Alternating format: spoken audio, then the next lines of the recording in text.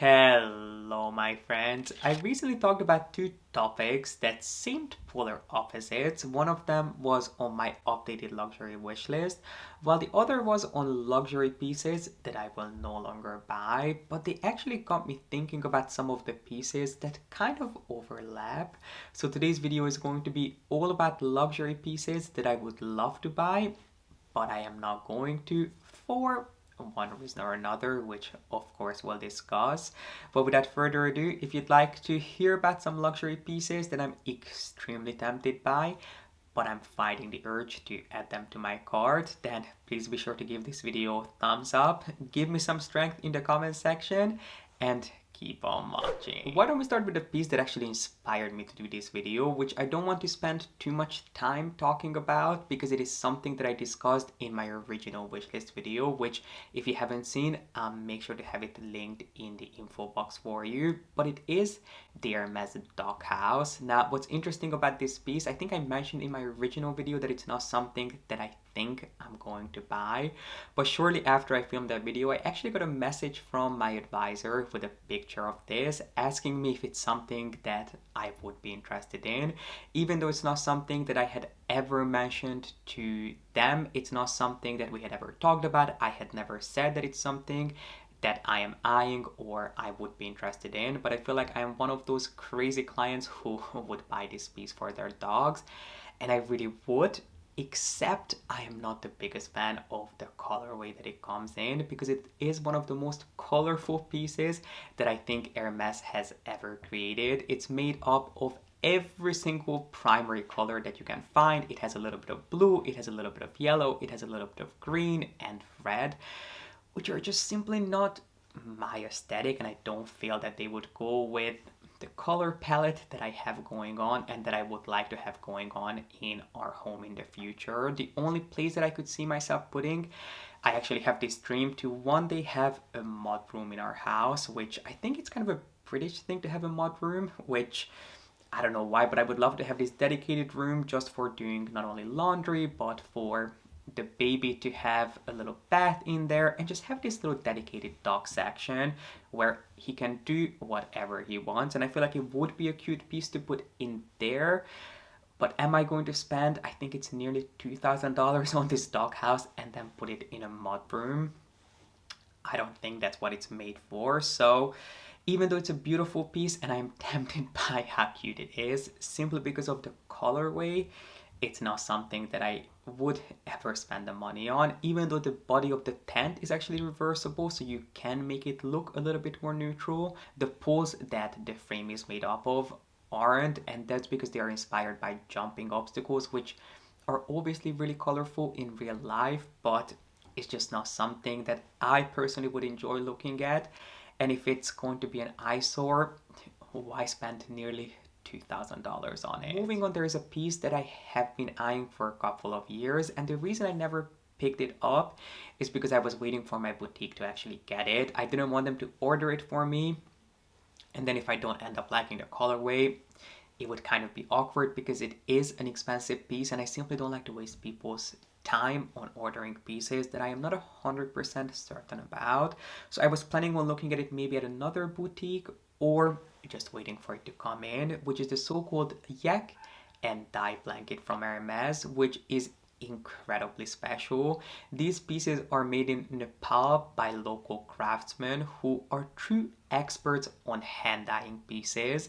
So the reason these pieces have this incredible ombre effect to them is because each individual blanket and pillow is hand dipped into a dye bath, and the craftsmen know exactly how long to keep each piece in each color to give them this incredible gradient effect. And then the little H is made up on the blanket or the pillow. It is quite an extensive range, but the H is created by pressing a hand carved wooden block against the virgin fabric before it goes into its first bath, just so they can make sure that there is no dye that can seep into that part of the blanket or the pillow, which I just find fascinating. I mean, when it comes to Hermes, no one does quality and craftsmanship as they do, so it's no surprise that they would go to the best of the best to create these pieces, and it's definitely something that has been on my radar, but I just simply don't think that it would be the best time right now for me to buy another blanket or another pillow, especially not one that is as expensive as these hand created pieces. Because actually, let me just go and grab the Avalon pillow for you, which we've had on our couch, and show you what the baby beast has done to it. So here is my Avalon pillow, which I'm sure you're familiar with. This is a design that everyone knows. Whether you're an Hermes fan or you're not, this I'm sure is a design that you've seen before and perhaps even considered. And let's not talk about the fact that there is more puppy hair on and in this piece than actual cashmere, because that is a topic for another day. But I wanted to show you this little detail. So as you can see, our baby meticulously took the threading out of this piece. So wherever it was stitched together, he really carefully started dissecting it, which I didn't have any issues with because it's something that can be redone. And this pillow is actually due to go to Paris to be cleaned and kind of refreshed. If you didn't know, you can actually take your Avalon pieces, or I think any one of your homeware pieces, back to Hermes, and they can have them professionally cleaned for you, which I have never done before, but it's something that I have been meaning to do. So I thought, if he wants to dissect the threading carefully, let him be. It's not the end of the world. So that was one thing. But then I think one day when he wasn't in the mood to really carefully play around with the thread, he started chewing on the pillow. So at this point, I think this is going to be his pillow that I'm going to put in his crate for him to sleep on, because he loves sleeping on a pillow. And if he loves it, who am I to tell him that he cannot have it? So I think I'm going to send it to Paris, have it cleaned, see if there's anything that they can do with the threads. And then if they cannot fix it, it is just going to be rehomed to the baby's crate. And as you can see, I am just not currently ready to have nice pieces in my home. And yes, I could put it in the bedroom on the bed where he's not allowed, or I could tell him that he cannot get to the pillows. I just really don't want to. I feel like there are so many other pieces that we can both enjoy right now than things that I have to keep him away from, or things that I have to worry about too much. It's just simply not the time and the place. So as much as I love the Yak and I collection, and it's definitely something that I see in my future, far ahead, but it is in my future, right now it's just not something that I am personally going to spend the money on. And there is one more Hermes piece which has been on my radar at least for a few years, and it's actually a piece of Hermes furniture. I think it's something that I have been eyeing probably longer than the Yak and I collection, and even though I do own a couple pieces of Hermes furniture, and they are some of the most beautiful pieces that I've ever purchased, but unfortunately they are neither comfortable nor the most practical. So I actually have them in storage in New York, but this piece is the one that I knew was going to be my next piece when it comes to Hermes furniture. Either this or another piece, which I think the other one is more likely that I'll get before I get this one, so I'm not going to mention it here. But this is one that I have been eyeing for a few years now, and obviously we always talk about Hermes price increases when it comes to their bags, their ready to wear, even their fine jewelry, which have all gone through price jumps over the years.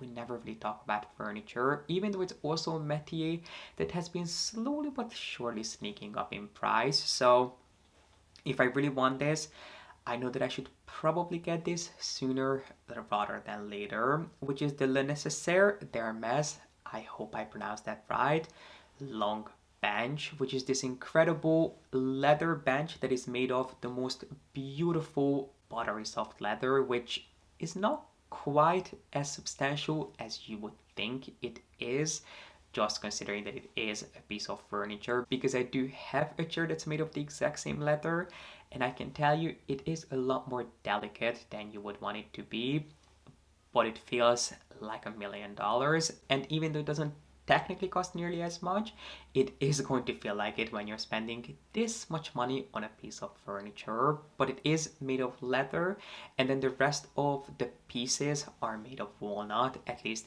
in the colorway that I was eyeing. And what I love about this piece of furniture in particular, other than the quality and the design, is that I find that it's such an easy piece to style. You can pretty much place this anywhere in your home.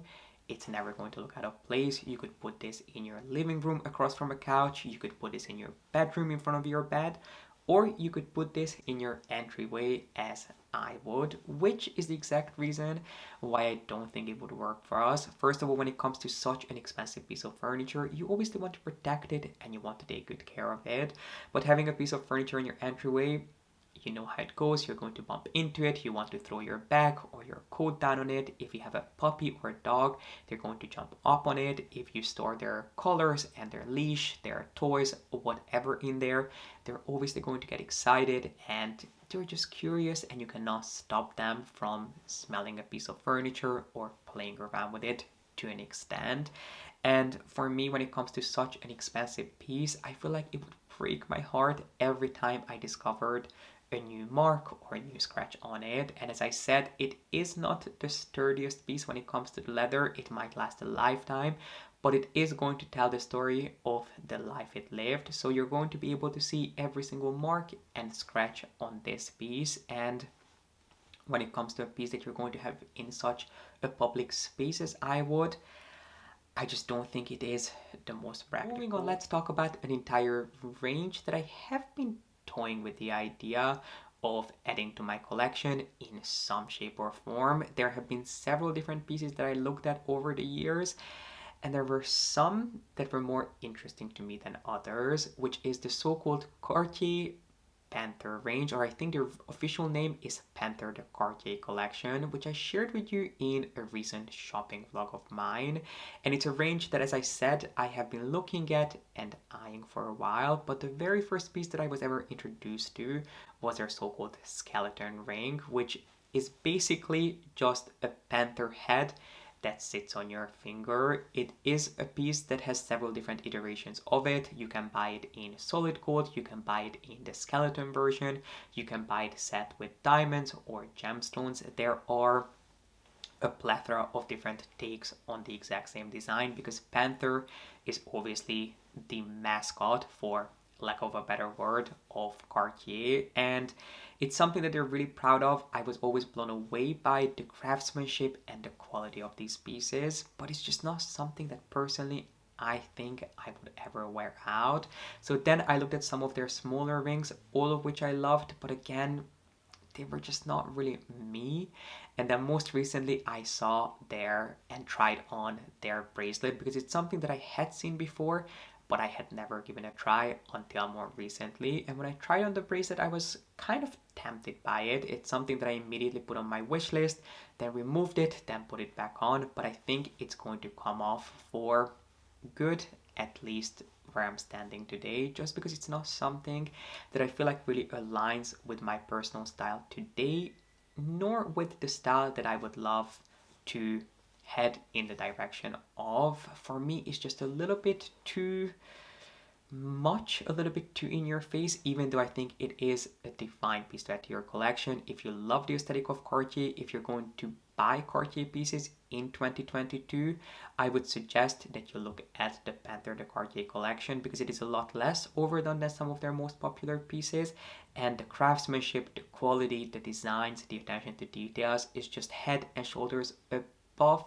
anything else that Cartier does. So even though I still stand by this collection and would advocate for it, it's just not something that I personally feel like is really me. And when you're spending so much money on a piece, you want to make sure that you can get your money's worth out of it by being able to wear it and use it. And for me, it's just not something that I personally would see myself wearing often enough to justify the price. So the Panther de Cartier collection for now is coming off of my wish list, but it's still a range that I'm going to admire from the far. And the last piece that I wanted to share with you today is actually the one that I was considering treating myself to for my birthday, which is coming up in the next couple of weeks. And I thought that if there was ever a time to buy this bag, it is now, which is a vintage or pre-loved Birkin 35, preferably in the color gold or in some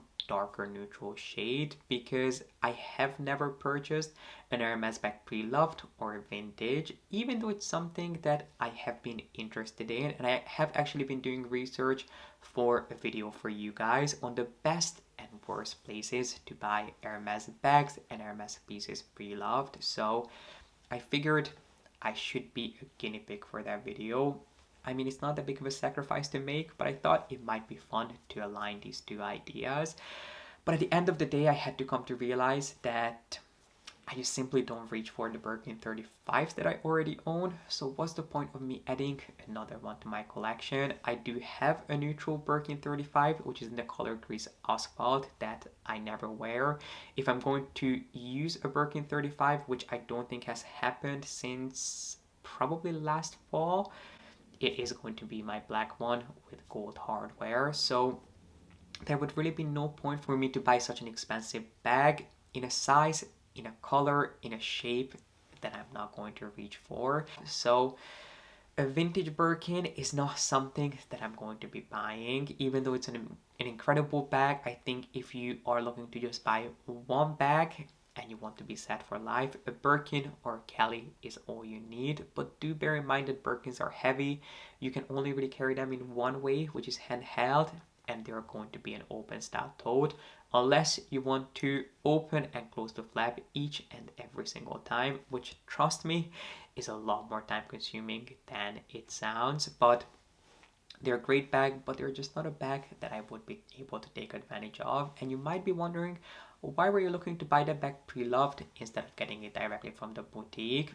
There are two reasons. Number one, larger bags, because they're not as popular as mini bags these days, are a lot less expensive on the pre-loved market, even if they're in perfect condition.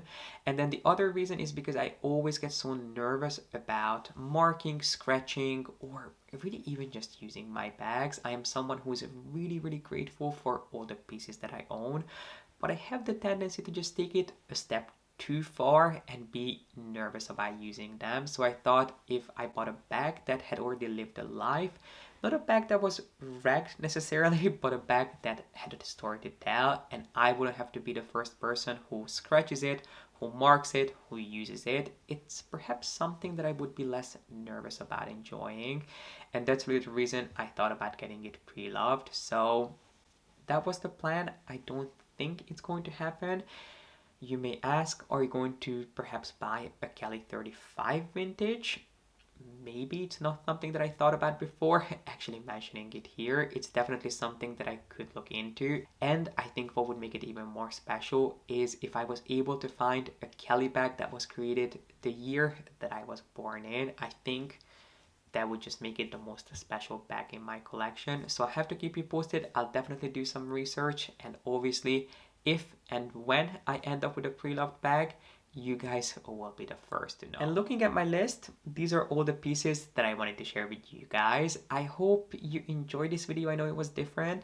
And please, if there are any pieces that you were eyeing but you're not sure if you should or shouldn't buy, let us know in the comment section. If we can give you some feedback as an outside perspective, let us know. I'm always happy to share with you my thoughts if you would find it helpful. And please don't hold back, share your feedback in the comment section on these pieces with me. If you own any one of them and you love them and you think I need them, let me know. Or vice versa, if you own them and you dislike them and you agree with the decision for me not to get them, please also share. I always find your feedback so incredibly helpful. And while you're down there, don't forget to give this video a thumbs up, and of course subscribe if you haven't done so. But I really appreciate you watching and being here, and I hope to see you back here with a new video really, really soon. But for now, bye.